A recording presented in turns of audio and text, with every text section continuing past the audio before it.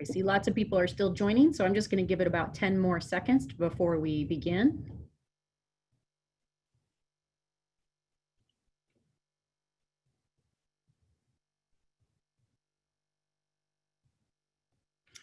All right, well, welcome everybody. This is the Mukilteo School District's town hall style webinar to talk with you more about our distance learning plans for school starting, which is just starting next week already, September 2nd. My name is Diane Bradford. I'm the Communications and Public Relations Director for Mukilteo School District. The way that the format will work today is, as you can see, we're on a webinar, so you'll be able to see the shared presentation and see and hear the presenters. So behind the scenes, we also have several cabinet members and other key staff who are here to help answer questions throughout the webinar. We'll be using the Q&A or the question and answer box. You can ask questions, and there should be a way to like other people's questions. So if you have a same or similar question to somebody else who's already asked, you can just like their comment or question, and that should bump it up to the top rather than duplicating the same question over and over. So you'll see that in real time. Because we're presenting and we'll probably answer many of those questions throughout the presentation, I encourage you to wait until we're at least partway in, and once Dr. Brynildson finishes with her section, if you have more questions that have not yet been answered, feel free to put them in the Q&A box. We'll do our best to get to as many answers to those questions as we can in the time that we have, which is 1 hour. We do have a couple of polls through the event to ask you if you have the technology and are able to participate in those polls, great. If not, that's okay too. It's just kind of informing our presentation and our background. This family session, this is being recorded, as you know, and this will be posted on the website hopefully by tomorrow, Wednesday at the latest. And we are planning a Spanish language family town hall this Thursday night from 5:30 to 7. More information and the link to that are coming out. And without further ado, thanks for your patience and thanks for joining us. Our first presenter is the Mukilteo School District Superintendent, Dr. Allison Brynildson. Thanks, Diane. Welcome, everybody. We're really excited that you're joining us for our town hall. So this format is still new to us. We did 2 last week, so this is our 3rd one. So we're still kind of working out the new technology, so please be patient with us as we move through this. I would like to start with the land acknowledgement. Mukilteo School District acknowledges that we are gathered on Indigenous lands, the traditional territory of the Coast Salish people, specifically the Tulalip tribes, successors in interest to the Snoqualmie, Snohomish, Skykomish, and other allied bands signatory to the 1855 Treaty to Point Elliott. So we have a lot of information to cover with you today, and as Diane said, we will have time for questions at the end. And before I go into what exactly distance learning is going to look like, we feel it's really important to briefly talk about how we got to where we are today. So I'm going to start a little bit in review, so to speak, on schools that closed, our schools when we closed last March. So as you know, COVID-19 cases were increasing last March, and so Governor Inslee ordered all schools in the state of Washington to close no later than March 13th. And originally, he was very hopeful that we would be back in person for instruction by the end of April. When he closed schools, he had a couple of mandates. The first was that we needed to provide meals to our students, which we did. We're able to get a federal waiver so we could feed any students up to the age of 18. And our nutrition services were outstanding as usual during this time and in usual normally. So thank you for them to their efforts. The next thing that he required was to have daycare provided to our families of first responders. And so we continued our partnership with the YMCA and the Boys and Girls Club to offer, we expanded spots, daycare spots, so that went really well.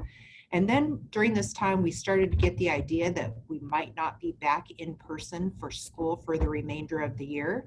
So technology worked quickly to dispatch about 6,800 devices to our students.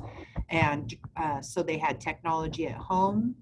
And then we began our full distance learning model by no later than April 27th. So we did end school, as you know, in a full distance learning model. And during this time, mid-June, we were able to see that the COVID-19 cases were decreasing. So originally, we were really hopeful that we would be able to have school in person this fall. And so the state superintendent, Chris Reichdahl, had a quite large group that he formed, and this was to provide guidance to schools as they open for in-person. So when I say guidance, the first thing that comes to mind was there's a lot of safety measures we have to have in place in order to be in person. So student desks needed to be 6 feet apart, staff and students needed to wear masks. And in this original guidance, he made it very clear that he expected some in-person instruction. And so that's what we did in Mukilteo. We formed 4 work groups, and you can see the names on the right-hand side of the screen. And so we had 4 work groups that worked towards having some in-person instruction at least for the fall while following all the guidance from OSPI. So you can see we had a learning management system committee, which you'll hear more about in a bit. We had an educational delivery model committee or work group, and what we originally thought was that we were going to be able to meet all the social distancing guidelines and have full-time in-person instruction for elementary students. And the secondary level, we were aiming for a hybrid because our schools at secondary are very large. So we're looking at having half of our student population on the building site at one time. So students would have a couple of days in-person instruction and then 3 days of distance learning. So that's what we were originally aiming for. And then we had an operations work group that was looking at all the safety guidelines and how to make sure that we had those in place. And then we had an instructional planning work group. So as our 4 work groups were moving along in planning, we wanted to spend some time gathering input from as many stakeholders as possible. And the reason why I want to touch on this is very important to us, hearing from our students and our staff and our families and community members. And we took some time to gather a lot of input, and then the work groups used this input in making decisions while planning for the fall. So just real quickly, we sent out a survey in June to families and just asked families, how did we do during distance learning? What went well, what did not go well? And 3 themes that quickly emerged was number 1, most students did not thrive in our distance learning model this spring. Number 2, families wanted more consistency in terms of a schedule and a learning management system. There was too much different technology apps that were out there, so it was confusing to families. And 3rd, students needed to connect more in person or via Zoom live with their teachers. So then I met with a group of community members at the end of June, and they're called the Key Communicators. This is a group that meets about 5 times a year with the superintendent. And so I pulled this group together, and we had about 40 people that came, and we asked kind of the same information we sent out in the original survey. And we collected information in it, and it was along the same themes as we found out. More connectivity. Kids didn't do as well in a distance learning model as we'd hoped, and a weekly schedule was really desired from our families. Then in July, we initiated what we called a thought exchange, and we had 4,600 participants in that. And the essential question was, what should we consider to help you feel safe and supported as we plan for school in the fall? And again, some common themes were a lot on health and safety. There was a strong desire by some to have a full-time distance learning option for those that really wanted it. So even if we did go back in person, may our students have a path that stays remote for the year. And then again, a lot of concerns about masks, social distancing. If you think about kindergarten students, how do we have them wear a mask all day and adhere to the 6 feet apart? So lots of questions about that. In late July, early August, we did another survey and just asked staff and parents what their intentions were for the fall. Do you want to come back to in-person? Do you prefer a distance learning model? And the parents that responded were split 50-50. Half wanted a full remote model and half wanted wanted in-person. We also conducted some empathy interviews with students. And so we had some teachers and administrators reach out to about 50 students to hear firsthand in an interview setting what we need to do differently and where we could be better for the spring. And then I'm going to pass it over to Maria Pena, the Executive Director of Student Learning and Partnerships, because I'd like for her to share some important outreach that she did as well, which is very new, a new outreach that we've done in the Mukilteo School District. So Maria.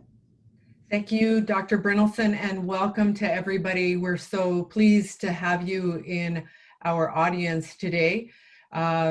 Actually, my portion is to speak to our very deep outreach into diverse communities. We were seeing that throughout all of these community engagement opportunities, we were lacking community voice from Black, Indigenous, and people of color. Gathered a number of community leaders representing these populations, and together we decided to interview one-on-one 39 families representing more than 113 children throughout our district to give us some insight as to their experience during spring and their input for the fall and incoming year. Here's what we learned, and it was pretty insightful. Technology was a significant gap, even though we were thinking that laptops were getting to everybody. Some families were needing more than one laptop. Internet accessibility, although we would think is not an issue in our district, was. So we've learned a lot since then, thanks to our families. The other significant concern was around communication, in particular, access to information in their home language. So we've been working busily to try to get as much information as possible and to bring it forward in a number of languages. So you will see a lot of that information coming out. In addition to that, having access to a point of contact so that they can get help in a timely manner and doing it in their home language. So we're also working on that. Another piece of information that we learned was family preparedness and the concern over technology fluency, language and understanding how to use technology. In addition, there were significant concerns around the emotional impact of distance learning on students. So in response to all of these concerns, what we decided in partnership with community leaders and community members was, what would we do to take that learning? But first, I want to share what the learning was. We learned that access to internet has truly become a basic human need in order to survive through education this coming year. We have also learned much more deeply the need for strong school and family partnerships and how critical that is for all of us, and understanding the parent's role as a co-teacher. In that, we have then worked with our community partners to do two immediate things. One, around creating a virtual family orientation, and it is intended to help families to access information and resources that they need to start engaging in distance learning on the first day of school. Families will learn how to create an email address, join Zoom meetings, and basic navigation skills, in addition to other skills. Those virtual family orientations links will soon be available. We're like almost ready to press go and put them on our website and put them out through different social media that you will hear from Diane in a few minutes.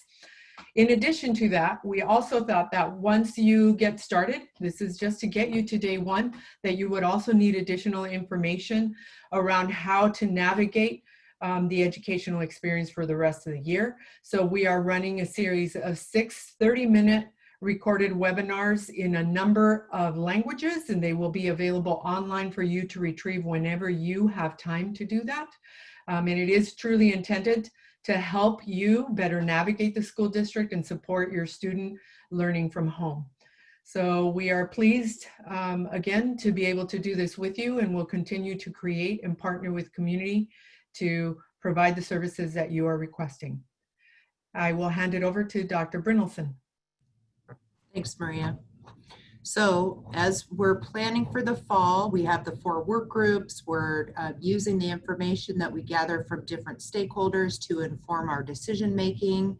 And then mid-summer, so mid-July, COVID cases are increasing. And so we started to see that really returning to in-person instruction for the fall was highly unlikely. And then we did have the Snohomish Health District and the governor again that made the recommendation that schools start in a full remote distance learning model in the fall. So the work we had done for the first part of the summer, the work groups had to adjust quickly. And instead of our hopeful to have at least some in-person instruction, we quickly moved to starting in a remote model. So let's talk about the distance learning plan. So first of all, I just want to say how this year is going to look different than the spring. So students in Mukilteo will receive 178 days of school this year. So it does not matter if we're in person at Mariner High School or if students are learning from their living room. If you leave the location out of it, students will have 178 days of school. They will also have about 5.5 hours of instruction a day, 5.5 hours to 6 hours of instruction a day. Instruction is made up of 3 things: synchronous learning. So those of you that are watching right now, this is a live learning situation. So that's called synchronous. Instruction's also made up of asynchronous, so recordings where students can watch later. So asynchronous, this, as Diane said, will be recorded and put on our website. Those that watch this later when it's posted next week, that's an asynchronous learning opportunity. And then student independent work. So students are in school, will have 178 days of school, about 5.5 hours of instruction a day, which is made up of synchronous, asynchronous, and student independent work. So that's in general for the school year. The first 2 weeks of school, which is 7 days because we start September 2nd, which is a Wednesday, will look a little bit different. The reason why it looks different, we think it is very important that students have time to build relationships with their teachers one-on-one. So school, as we know, ended very abruptly mid-March. Students, we're in a pandemic, we're trying to reinvent public education. We moved to a distance learning model. And so we're starting off this school year where teachers have new students and students have new teachers. So it's really important that we take the time to build relationships. So our first 7 days partly is going to be used for student conferences if you're at the elementary level, and probably more like an orientation if you're at the secondary level. So a conference for a first grade student is probably going to have the parents and the student together meeting with the teacher.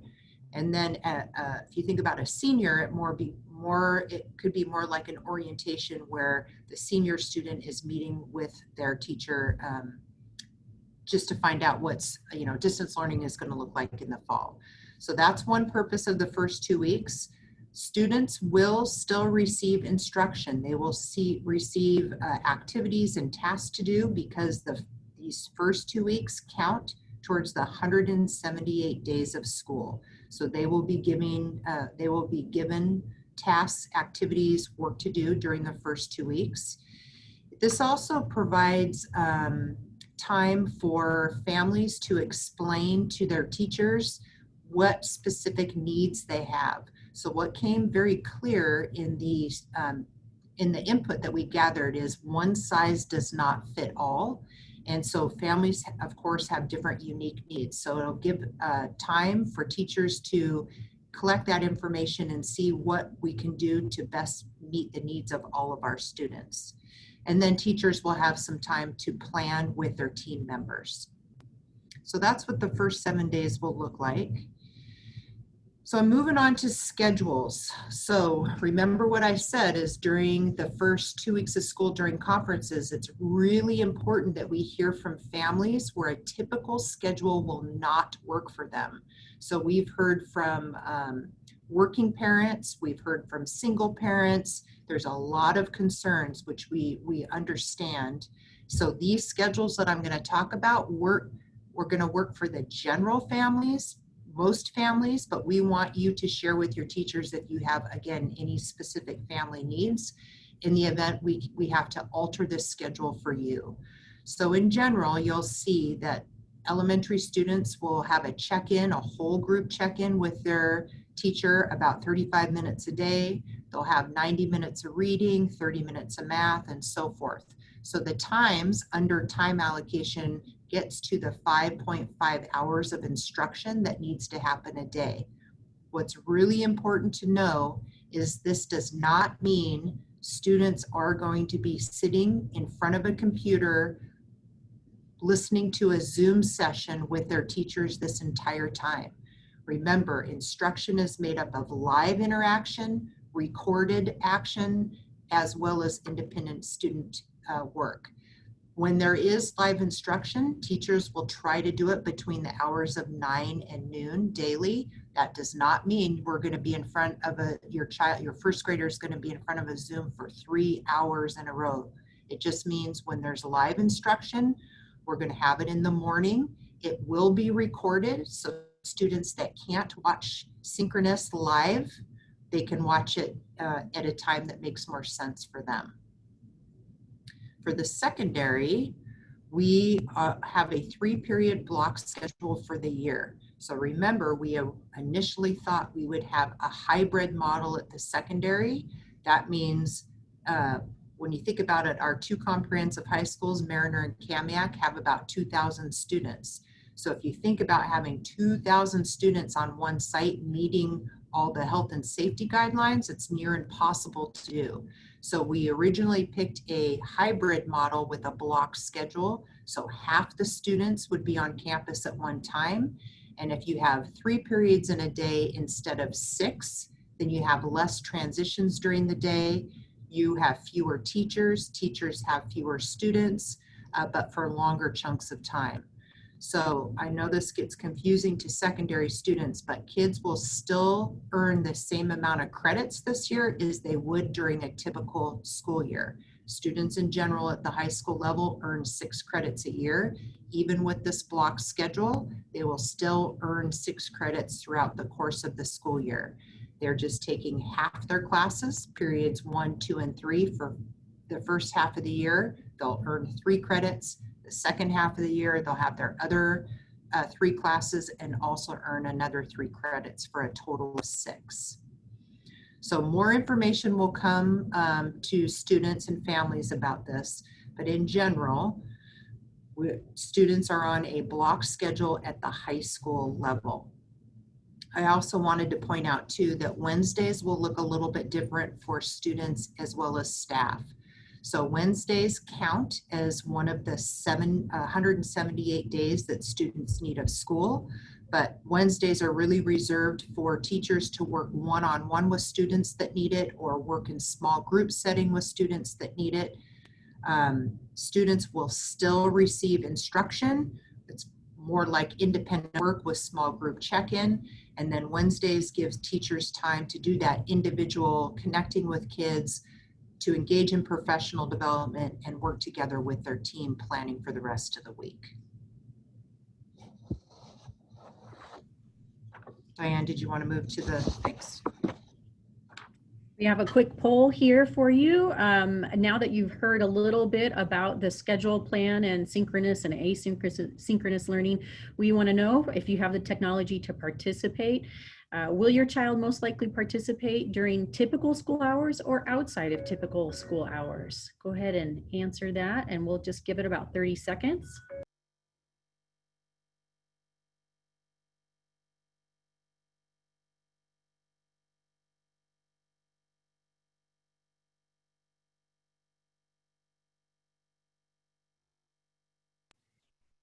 We're at about Almost 500 people have participated. So last 10 seconds here, and then I can share the results.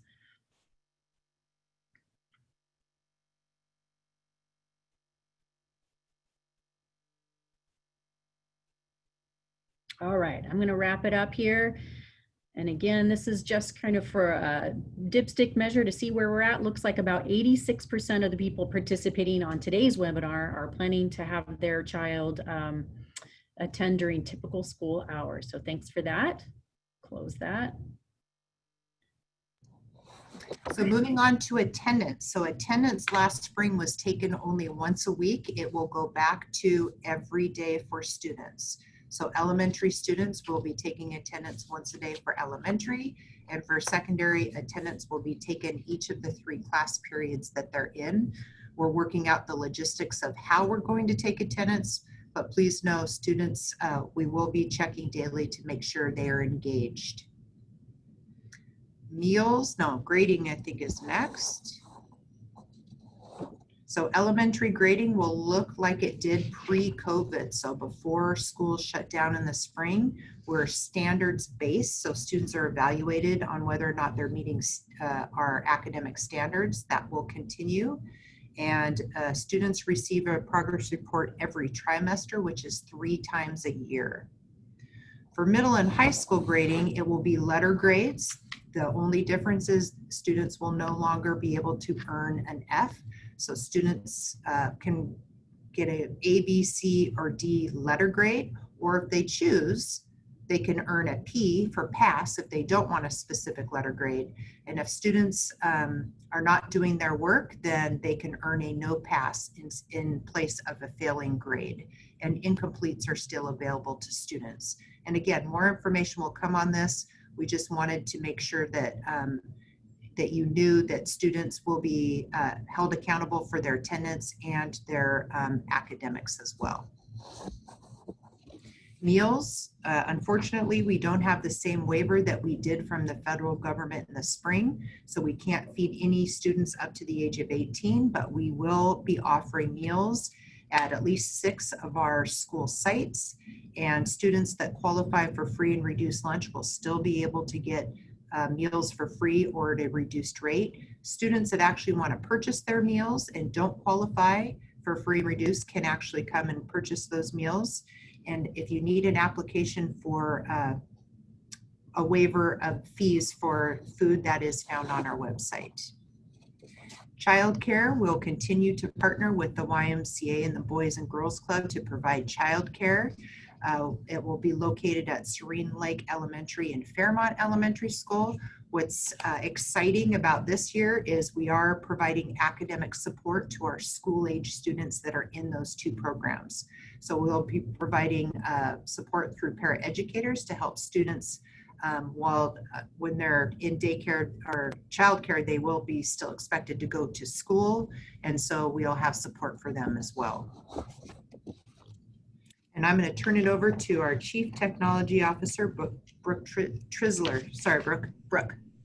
Thank you, Dr. Brownelson. We're going to start off my portion with a poll. If you have the technology that you can participate, that would be great. So the question is, do you know how to receive technology help for a student laptop or application? So if you go ahead and click yes or C, no, and then we'll let it open here for a moment, and then we'll follow it with some great information.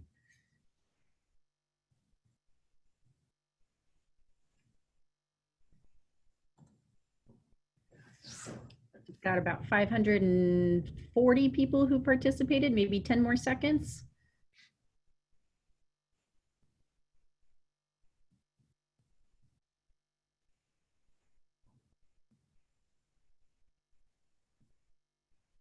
All right, that's about 75% of our attendees. So I'm going to go ahead and end that and share the results so you can take a look. All right, so the results are in, and 58% need help finding out how to get support for their student laptop or some applications. So I'll start there. So this year, as we're launching a new website for family technology resources, you can find that on our district website at mukilteoschools.org. And then if you go to the distance learning tab along the top, you can drop down and find resources about technology. If you need support or your student needs support on technology, we have 2 different pathways to follow, and these are listed on that website as well. One is you can complete the distance learning support form, which helps us identify the issue and we'll contact you back. Or you can always give us a call at 425-356-1207. We staff that phone number from 8 to 5 during the day. If you receive a message or if you can't get somebody in person, leave a message and we'll give you a call back. Talking about student computers. So again, a lot of this material is on that Family Technology Resources website. You'll see actually a tab for, I think, every single slide I'm going to be talking about up there. So there are options for students to check out laptops for those families that are in need of a laptop. You can certainly use your own personal one. Those will work. Most of our applications are online, but we do have quite a bit in stock that we can check out, and people have been checking out over the past couple weeks. So if you need one, make sure you go to the website and you let us know.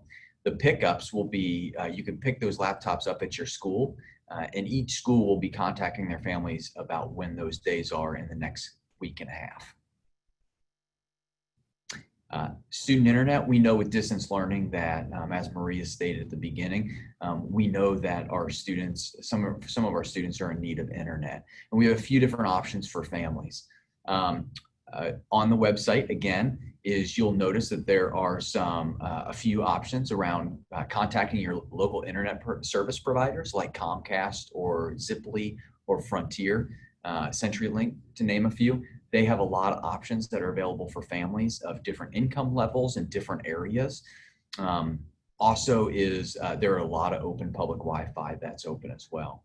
We have a few different new options that are coming forth, and actually we still have some that are developing even today that we'll put up there as soon as we find out. We have some mobile hotspots that we can check out to families. We're also installing in 8 of our school parking lots. We're installing wireless activity. You can also find wireless internet around a lot of our school buildings normally. And then, like I said, we are constantly working with partners and vendors to come up with more solutions for families. So make sure you check back at that website. And there is later today or early tomorrow morning there'll be a link that's put on that site for a form that you can fill out if you are a family that needs internet. And one of those options that I mentioned don't support your need. There'll be a form that you can fill out, and we'll get back with you with additional resources for you. On to Schoology. There were some questions actually in the Q&A box around will we be using something like Canvas or Google Classroom. This year we're moving to Schoology. It's going to be our learning management system. It's a leading industry standard. And this is going to be the tool that's used by all of our teachers across the district as the place to where students and families can get the assignments and the course materials. We're going to be sending out the access codes for families later this week. So make sure you're checking your email.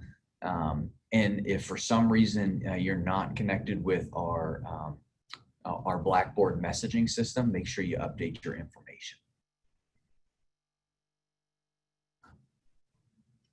All right. Well, speaking of updating information and our mass communication system, I'm going to talk a little bit about some communication systems upgrades that will affect students and families. Again, my name is Diane Bradford. I'm the Communications and Public Relations Director for the school district. And way back in February, we were actually already starting on this upgrade for our mass communication systems. You may have heard people refer to it as Blackboard, Blackboard Connect. That's what we use to reach our families. So we had started an upgrade back then, but because of the pandemic and the school district closure, we had to put it on pause. But it is, we've been working on it all summer, and so it is going to go live this week.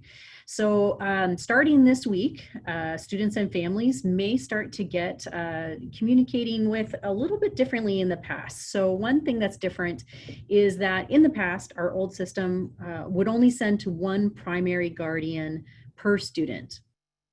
And then any additional guardians could go sign up through the website through something called Blackboard Portal.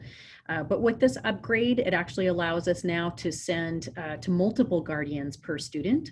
So that's great. So if you have 2 or even 3 or 4 guardians listed in our student information system or on file with your child's school, you should be getting information from us starting this week and definitely before school at all of those contact points.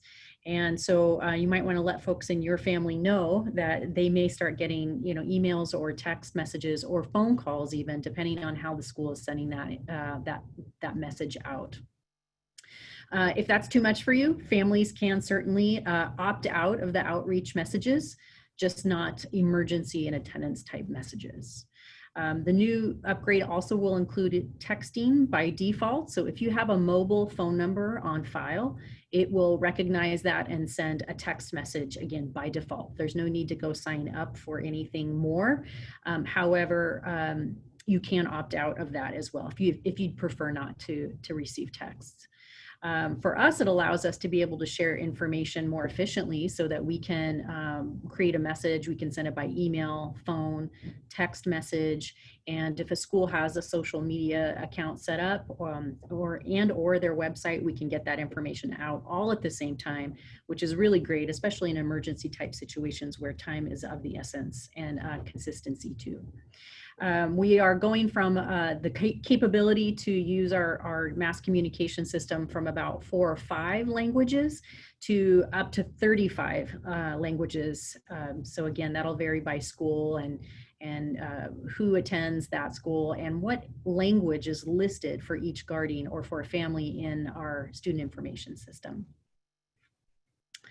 A couple other things that happen when we upgrade this is that it comes with a district mobile app. So it's not quite ready yet. I believe the Android version is, but the iPhone app is actually still under review. So once that gets the green light, you should be able to search your Play Store for this free app. You just search for Mukilteo School District. Again, give us a week. It should be ready here, hopefully by the time school starts. But that'll give students, family, and actually anyone who wants to download that app really convenient access right in the palm of their hand. So certainly you can get push notifications. There's a staff directory. If you are a parent or a student, you can log in and actually get student specific information. Schoology, the app Schoology is within the district app as well. So if you want to access it through there, you can just download the district app and you should automatically have access to Schoology once you log in. It integrates with our existing school websites and calendars, so all that information feeds right into the app. When you download it, you get a chance to say which schools you'd like to follow. So it's great, so you can just choose which schools and get the information that you care most about rather than having to wade through so much information. It also, the text, sorry, can you go back one, Brandon, if you would? It allows us to actually translate a lot of the content in the app into up to 100 languages. Not everything will come through. We sometimes still have to create content if it's a message we're sending, but it'll help, right? And then of course I mentioned you can choose to follow which schools, and that way you just get their announcements, their calendar updates, their social media posts, and really just get you the information you need right when you need it, hopefully. Okay, now I'm ready. Thank you. So again, I just want to emphasize, so starting this week, schools, they've been in training last week. I have a few more schools to train this week. So you may have a week here where we're sort of living in both systems, but this week and into next week, you'll start to get messages from schools with the new system. So the Blackboard portal will go away. If you had signed additional guardians up to get contacts through there, that unfortunately will go away. If that information is already on file with the school, you should be fine. You shouldn't have to do anything. But if you do find that in the next week or two, you're not getting the kind of messages you would expect, please contact your school, make sure they have your contact information up to date. Last but not least, I want to mention too, a little known fact is on our district website, on every single page, there is a translation tool available in the upper right-hand corner. Lots of languages to choose from. That's an easy way to be able to translate and read anything that's embedded on our website. So any content that's on the page itself. Some links that we link to or PDFs, that kind of thing, will not automatically translate, but any body of that text, including like the past family messages that we send out, that's available embedded in the website, and so open for that translation feature. That's it from me from communications, but I'll talk with you again in a minute. Thanks. Thanks, Diane. So the million-dollar question, I get asked this multiple times a day: when will we return to school in person? And my answer starts with, it's not if, but when. Eventually, we will be back in school in person. I can't predict the time, but I know eventually we will be, and we're following the guidance from the Department of Health. And what they're saying is when cases decrease to less than 25 cases per 100,000 in the county, we can start exploring going back to school in person. I will say that we are hopeful to have some small group, not a lot, but some small group in-person instruction, hopefully towards beginning maybe the end of September. When I say small group, the health department says 5 or less, and that will be on a priority basis that those kids are selected. But in general, most students we won't be back in the building till it's safe for everybody to be back. Let's see. So before I actually go on to answering some of the pre-submitted questions, there's a couple of questions that came up from the last town hall, and I want to make sure that I'm really clear with that. So the first day of school is September 2nd. The first day of school is September 2nd. The first 2 weeks will look a little different. Your students will be provided work to do, but it's time set aside for teachers to engage with their families and their students. Secondly, I get questions about the weekly schedule. So there's not exact start and stop times for some, like at the elementary school. And that's because we're waiting for us. We want families, again, to articulate to teachers if they have any specific needs. So a firm weekly schedule will be coming probably the 3rd week of school. But the 2 schedules that I showed you that will work for most parents, that should give you good information. That's the most up-to-date information we have right now.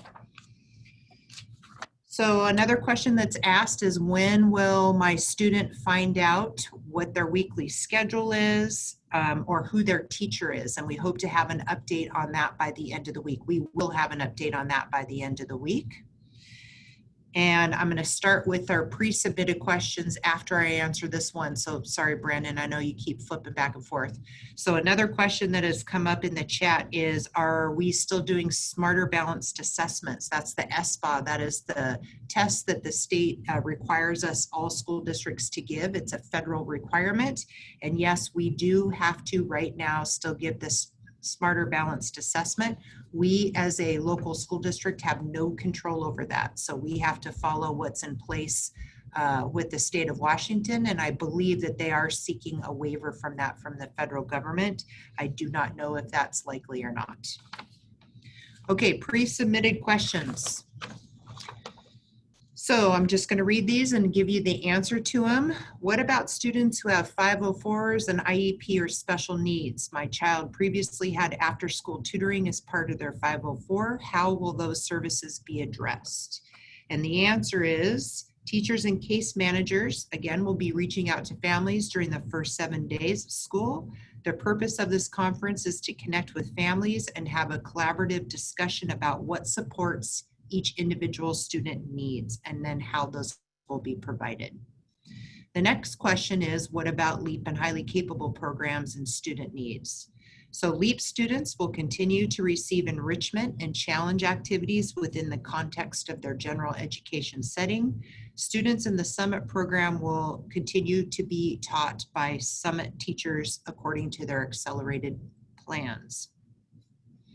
Third question has to do with EL students. How will specific needs of English language students be addressed during remote learning, especially those that are new to the district? So our English language teachers will collaborate with classroom teachers to share best practices for English language learners.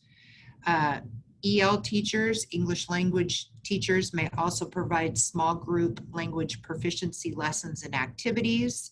And students that are new to the country will have defined small group support with newcomer materials. Next question. I work during the day and will not be available to help my child engage in the school time learning. My child needs a lot of help. What are we going to do? Please, again, let your child's teachers know. You will have the opportunity to understand distance learning and to communicate with your child's teacher during the first 2 weeks of school. And then you guys can collaborate on how to ensure your child has what she or he needs to be successful and access things online. And remember, asynchronous learning or synchronous learning will be recorded, so students can access them at a later time which may be more convenient to them. The next question has to do with PE and athletics. So PE will still be offered at the elementary and the secondary level. So PE is not going away. It's very important that we have movement. So specialist time, specialist means music, PE, library time will remain in a elementary student schedule. And at the secondary level, if a student needs a PE class, that will be one of the 6 classes they take over the course of the year. Next question, will it be mandatory to return to in-person instruction when cases decrease, or will families have an option to stay with distance learning? Yes, families will have an option to stay with distance learning for the year. They might not be able to keep their same teacher, but they will have an option to stay distance learning the entire school year. The next question has to do with Snow Isle Tech classes. So Snow Isle Tech Center will still be in session this year. The foundation of the program will be online and recorded, so students that need to access that learning in a later time can. There will also be small groups of students that are attending hands-on workshops for select programs in addition to online courses. So in that model, students may be able to get on site about every 10 days for a 2.5 hour length of time. So if you're a parent of a Snow Isle student, or if we have Snow Isle students on the line, more information will come from Snow Isle, but it will be some in person and then distance learning. What about 0 and 7th period classes options for high schoolers? So we are still planning to hold 0 and 7th period. So traditionally in high schools, typically we're in a 6-period schedule. This year we're in a 3-period schedule, but in a typical 6-period schedule, it's not uncommon to have a 0 period, so a class that's before the 1st period, as well as a class that's after the school day called a 7th period. So there will be some 0 and 7th period options for students, and those are really for classes that have had 0 and 7th period are more music classes, and those will still be in session. So contact your child's school for more information on that. The next question has to do with Running Start, and Running Start will just continue as normal. Our college partners are in a distance learning model, and Running Start is certainly an option for our students. So those are the pre-submitted questions, Diane, that we had answers for. We have some time to answer some from the chat. Great, thank you. Thanks for those. And I think that probably answered the majority of the ones we did. I can see from the back end here, though, that the panelists have answered over 200 questions during this event. So if you haven't flipped over to that Q&A and you have the technology to do so, you might look in there to see if any answers to your questions are in there. There are still some left, but I know we won't get to all of these, but hopefully we can get to at least a few in the time that we have left. There's one question related to technology. So Brooke, I don't know if you can answer this, but for folks who have multiple students at home, all maybe Zooming at similar times, they're worried, if the bandwidth is not going to be enough, what would you suggest that they do? That's a great question. We heard some of that last spring. I think it really depends on the internet connection at the residence. If you notice that there's a slowness, maybe check to make sure how many devices are connecting and what kind of activities. So if you're trying to stream a movie in one room while somebody's working on an assignment in another room, maybe pause that movie, pause audio streaming. That'll help as well. And if it becomes a big issue, maybe contact your local internet service provider if you already have internet service, and see if there's an upgrade that they can do to help you out with that. Thank you. Does it help to, sometimes if you're on a Zoom, to close off your video? Does that help save a little bandwidth sometimes too? Yeah, that can help as well. Thank you. Good point. Somebody asked too, could you just briefly cover Wednesdays? Somebody said, I missed what happened on Wednesdays, and a couple other people did too. What do students do on Wednesdays? Yep, that's a great question. So Wednesdays are another school day for students. It's just going to look different for them and staff members. And so students will still receive 5.5 hours of instruction. They might get it in a small group setting. If they have specific needs, they could get it one-on-one, or it could just be more independent work that will happen during that time. So we're still fleshing out what Wednesdays are going to look like. I just wanted to give everybody a heads up. It's going to look a little bit different, but it still counts towards one of the 178 days of school, and kids will receive 5.5 hours worth of instruction during that time. So it could be all school assemblies. Schools are looking at exploring having virtual assemblies, because we know connecting with students is really important, peer-to-peer and teacher-to-peer. So we're looking at some creative things we can do in terms of all school assemblies or grade level assemblies. We're really focused on social and emotional support for our students. So there could be specific groups that happen to support specific needs that have arisen that teachers notice, or it could just be fun activities where kids get to connect and see their friends again. And I know that was something that came out in a lot of the feedback we gathered over the summer, is that kids just miss seeing their friends. So when you're in school and you get to, walk to recess, or you walk to your locker in between passing periods, that's time to connect with your friends, or you get to sit in the lunchroom for 30 minutes and talk with, whatever friends you like to hang out with. That's really missing. Kids grieve that. So we're looking at what we can do to explore Wednesdays to bringing some of that back. Great.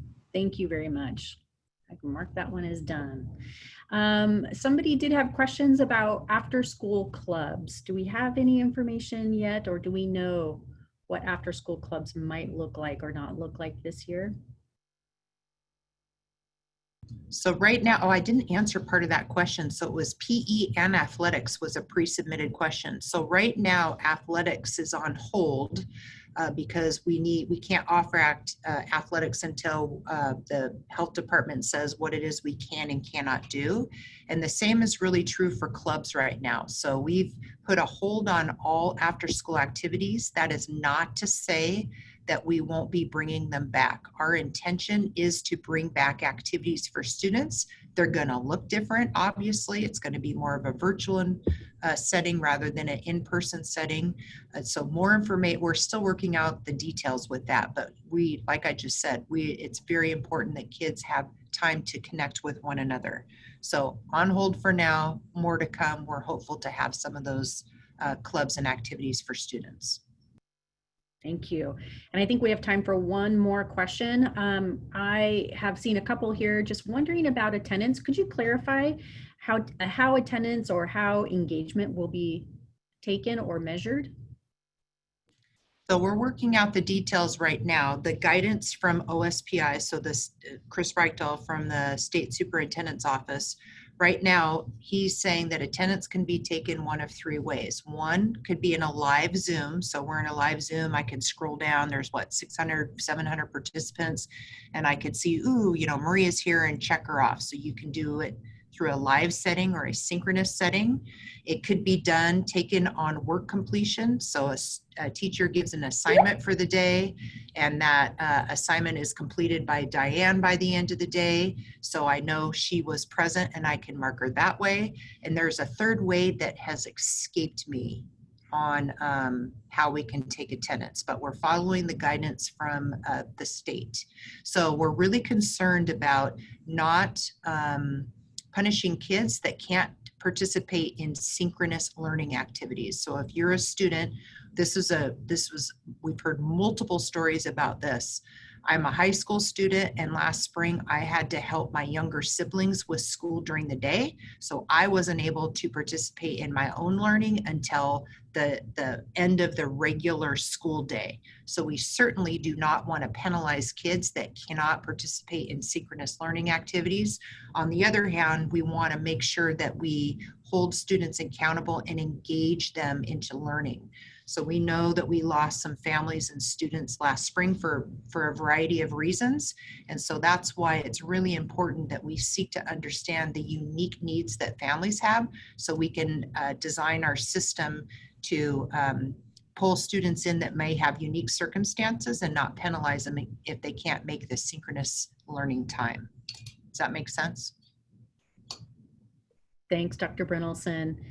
I think that's probably the time we have for questions. And I just want to encourage folks that, while we did our best to answer all the questions, it looks like we did to about 250 questions during the event. We will also, we have some frequently asked questions already on the website, and we'll continue to add some of these to that to really try our best to answer most of these popular questions.